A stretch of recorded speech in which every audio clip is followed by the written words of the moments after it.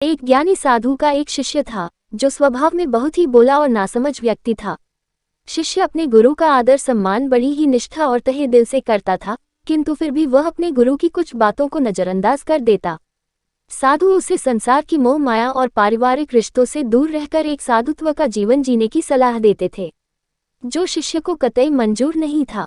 वह परिवार से दूर नहीं रह सकता था और अपने गुरु की भक्ति भी नहीं छोड़ना चाहता था।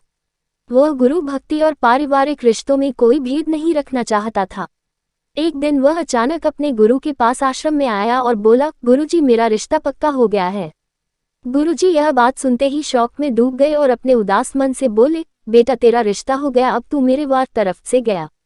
शिष्य अपने स्वभाव से थोड़ा भोला और नासमझ था।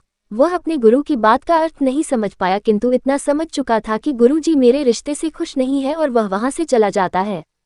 कुछ दिनों बाद वह दोबारा अपने गुरु के पास आता है और कहता है, मैं आपको अपनी शादी का कार्ड देने आया हूँ। गुरुजी ने फिर वैसा ही जवाब दिया और बोले, बेटा अब तू तेरे परिवार से भी गया। उसने अपने गुरु जी के इस कथन का भी कोई जवाब नहीं दिया।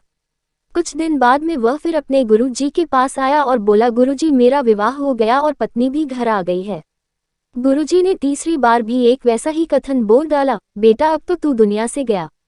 अपने गुरु के मुख से ऐसी 3 बातें सुनकर वह थोड़ी नाराजगी से बोला, गुरुजी आप नहीं जानते मेरे परिवार वाले मुझसे बहुत प्रेम करते हैं। हमेशा उन्हें मेरी फिक्र रहती है और मुझे पत्नी भी मुझसे प्रेम करने वाली मिली है। तो आप ही बताएं मैं इन बंधनों को छोड़कर चला जाऊं।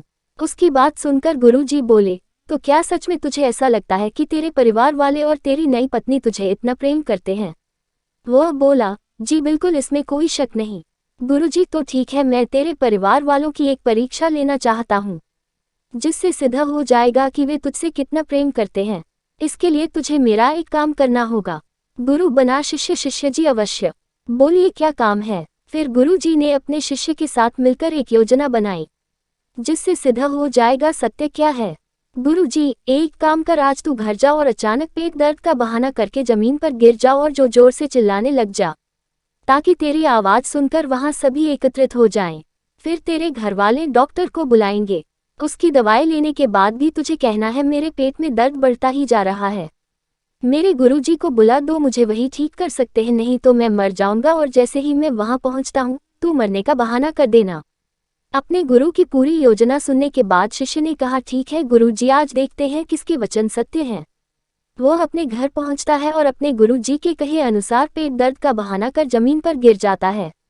उसके घर वाले उसे इस अवस्था में देखकर भयभीत हो गए।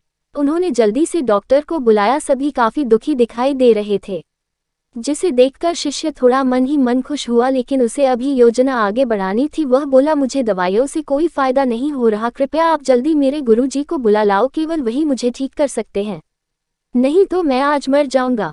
उसके बड़े भाई तुरंत भागकर गुरुजी को बुला लाए। जैसे ही गुरुजी ने घर के अंदर कदम रखा, उनके कहे अनुसार शिष्य बहाना कर दम तोड़ देता है। गुरुजी उसका हाथ देखते हैं और अपना भगवा रंग के तौलिए से उसे ढक देते हैं और अपने निराश मन से कहते हैं, आप लोगों ने मुझे बुलाने में थोड़ी देर कर दी, मेरा शिष्य अब नहीं रहा। मरने की बात सुनते ही उसके घरवाले खूब जोर जोर से रोने लगे। कोई अपना माथा जमीन पर मारता है तो कोई भगवान से उल्टा सीधा बोलता है। पूरा परिवार शौक के सागर में डूब चुका था।